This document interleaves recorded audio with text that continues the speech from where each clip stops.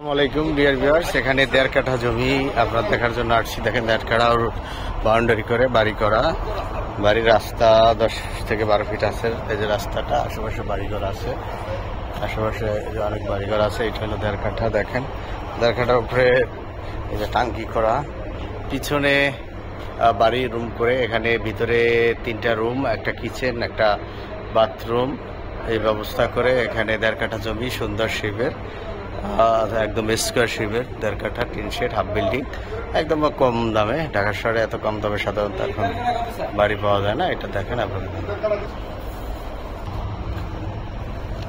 এই যে রাস্তা স্ট্যান্ডার্ড, একদম ফুল ১০ ফিট আছে। বাড়ির ঠিকানায় পিছনে আউটসাইড খুবই সুন্দর, দেখতে পাচ্ছেন।